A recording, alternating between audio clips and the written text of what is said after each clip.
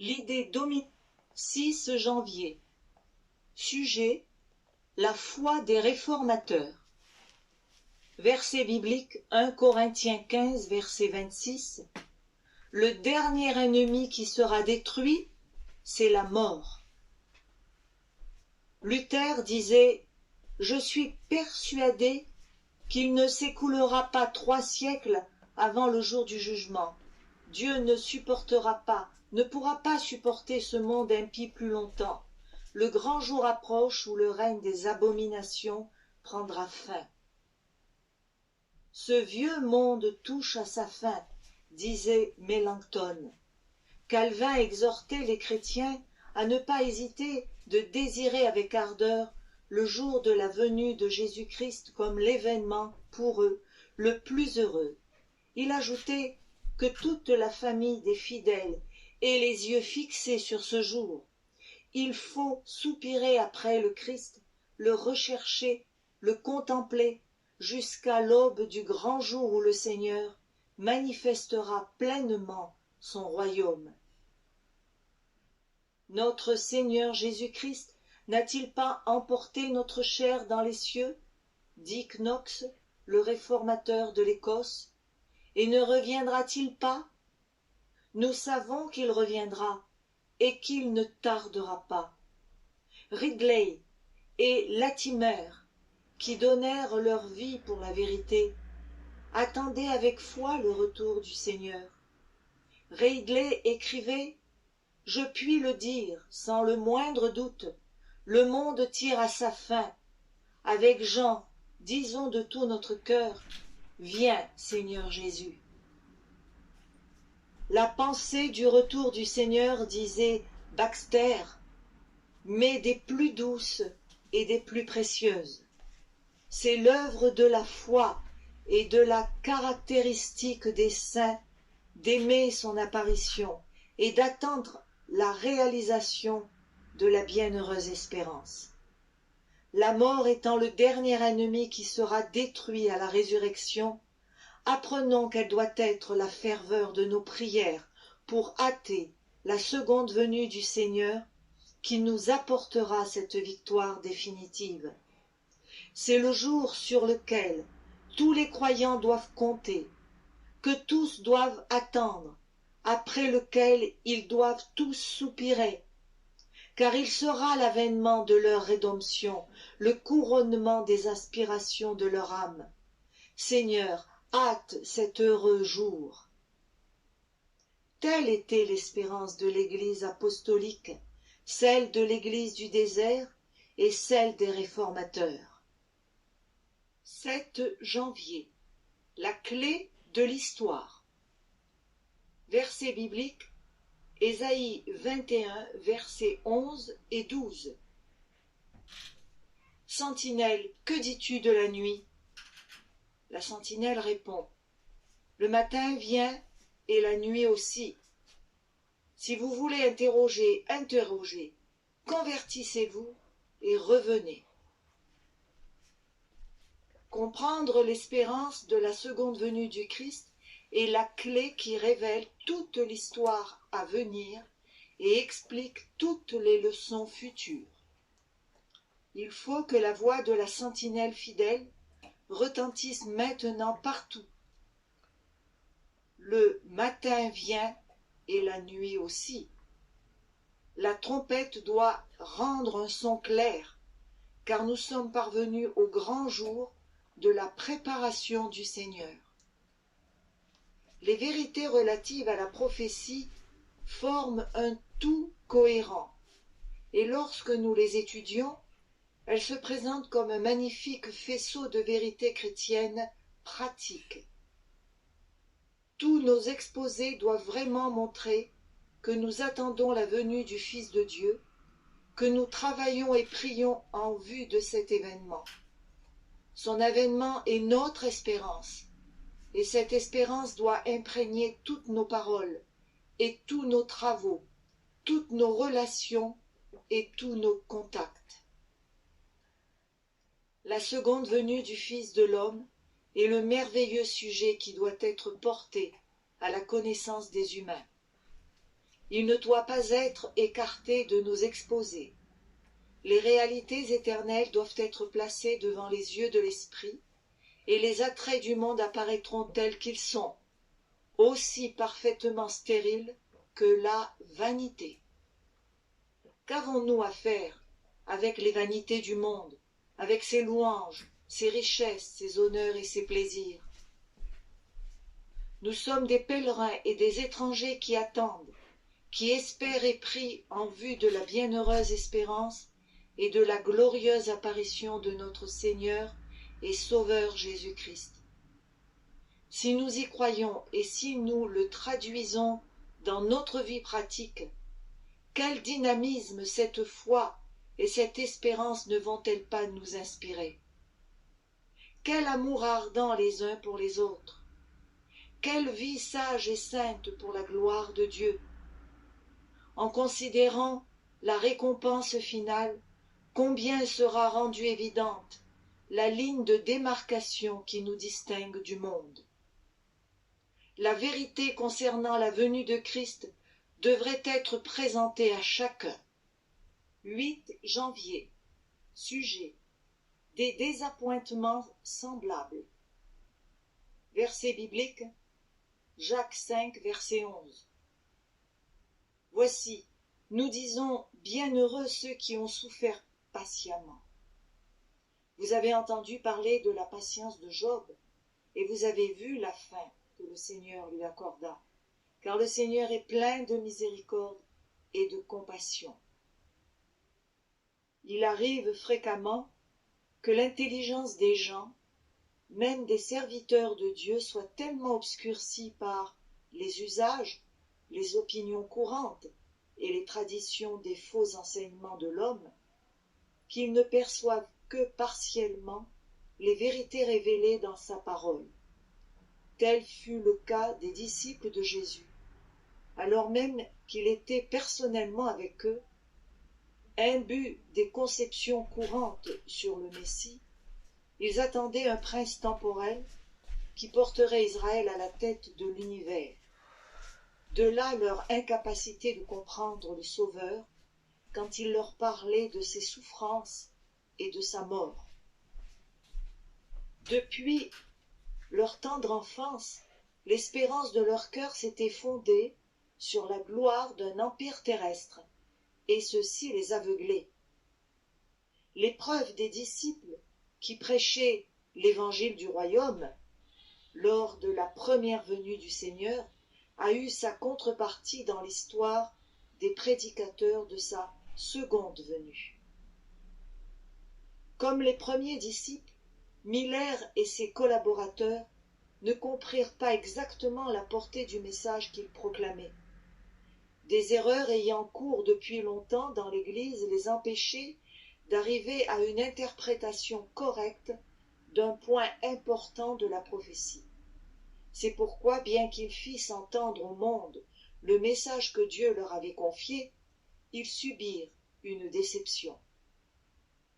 Pour ces croyants comme pour les premiers disciples, ce qui paraissait mystérieux au moment de l'épreuve deviendrait évident par la suite.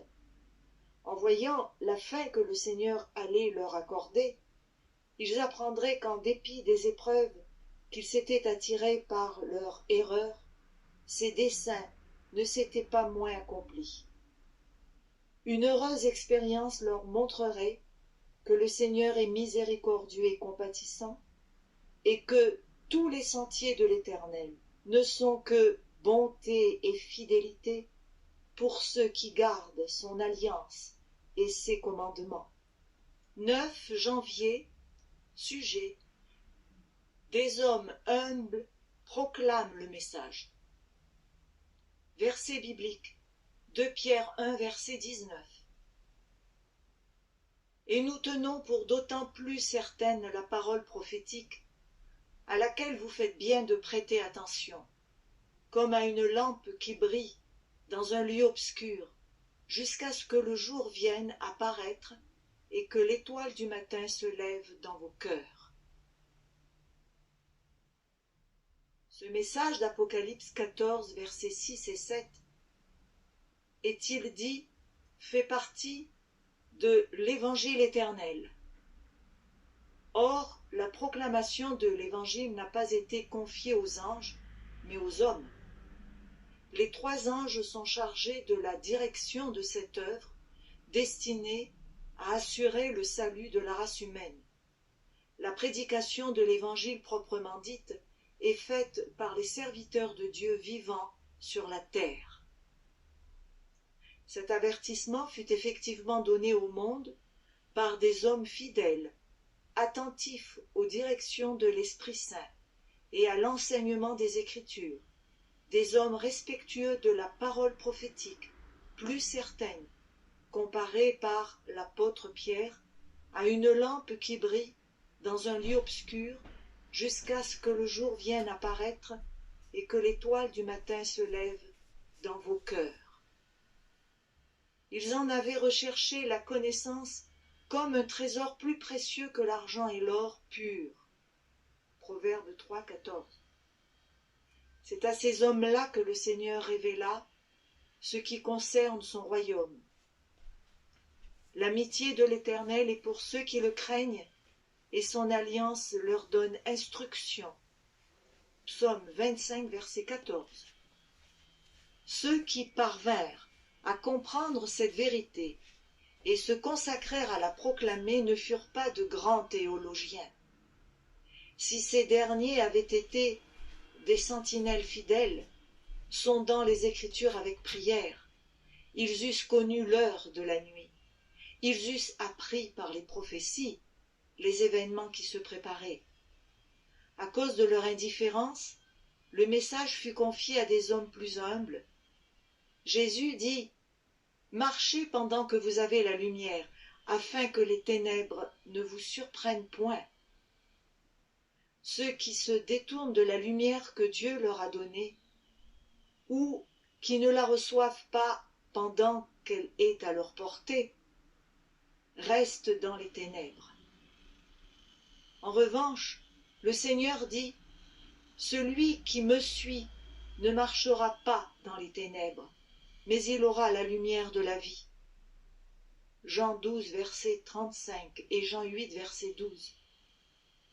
Celui qui recherche sincèrement la volonté de Dieu, en prêtant sérieusement attention à la lumière qu'il possède, recevra des lumières plus grandes.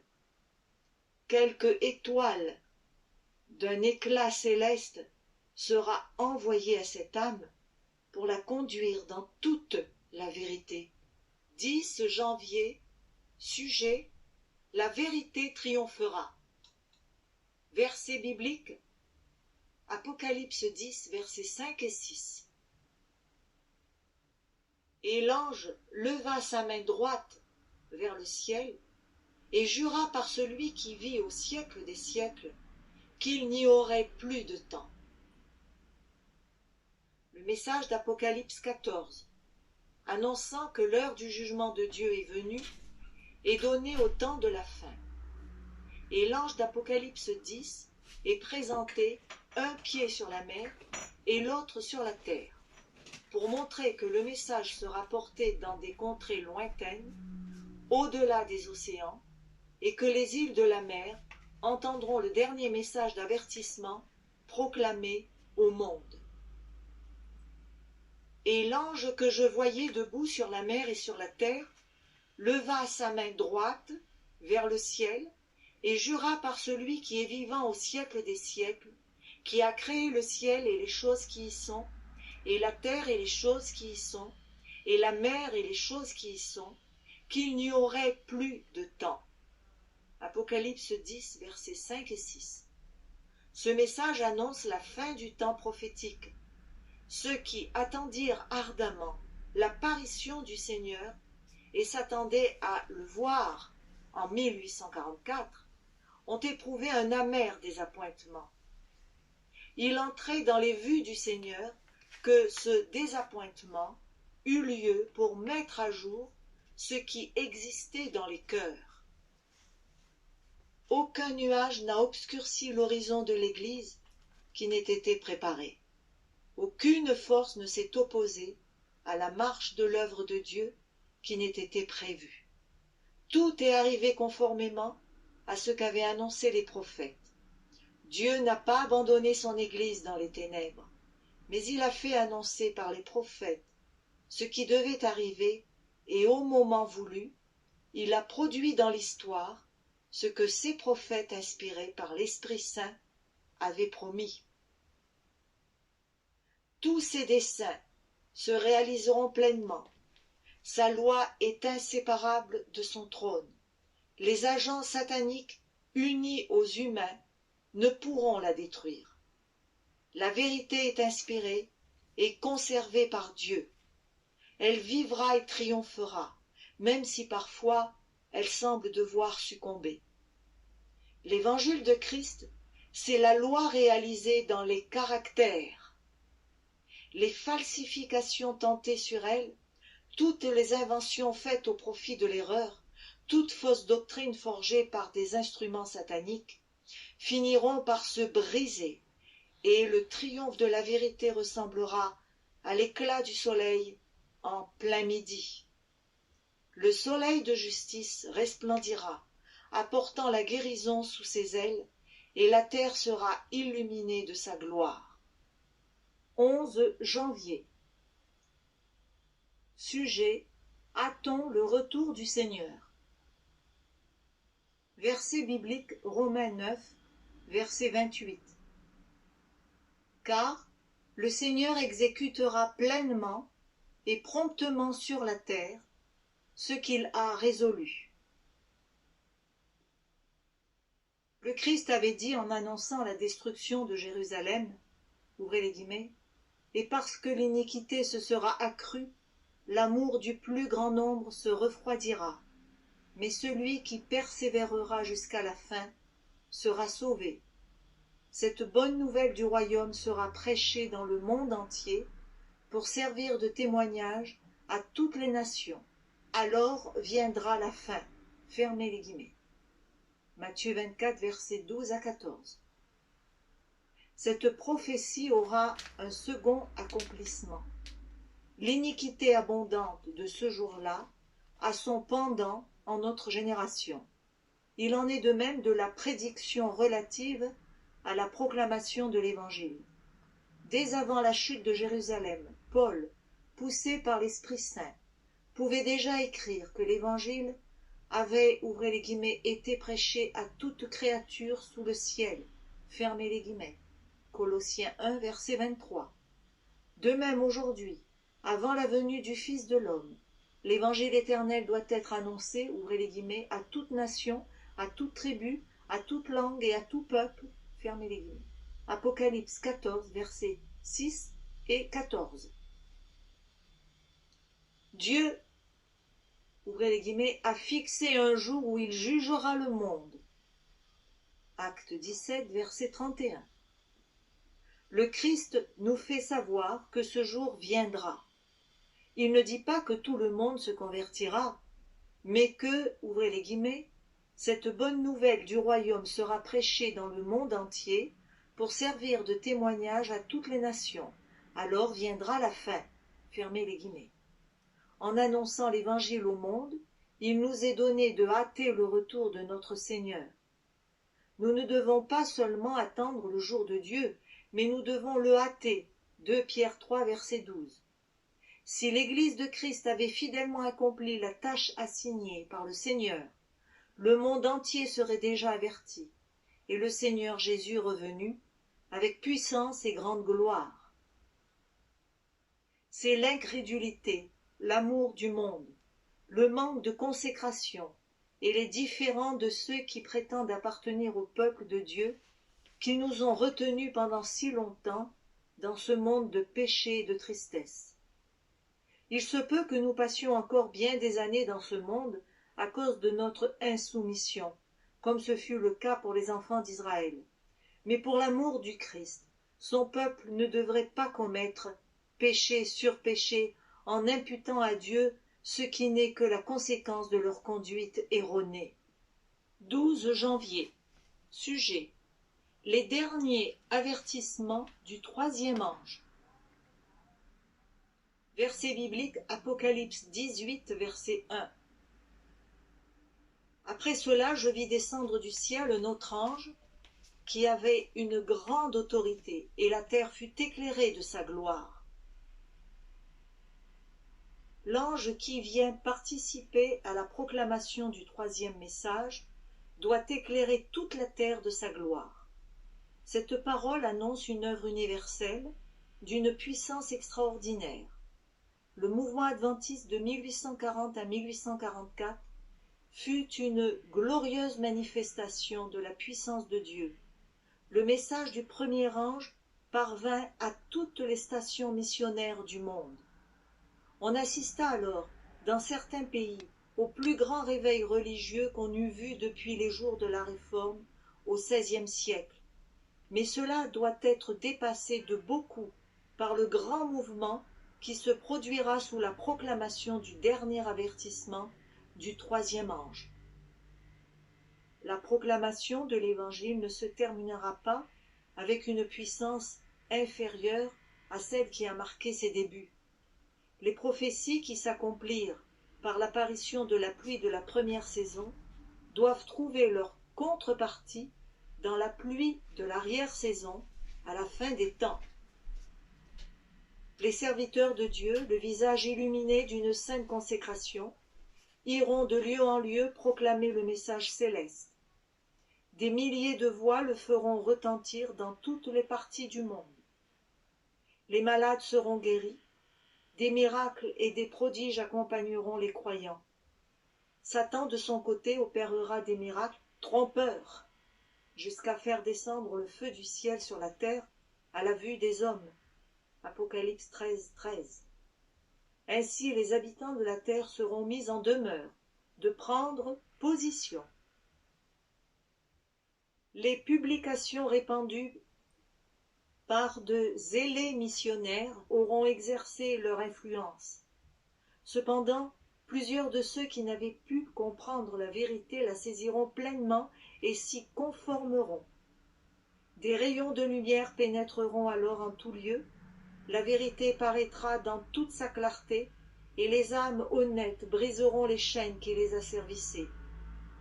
Les relations de famille et l'Église ne pourront plus les retenir. La vérité leur sera plus précieuse que toute autre chose. En dépit des puissances liguées contre la vérité, nombreux sont ceux qui se décideront à suivre le Seigneur. 13 janvier, sujet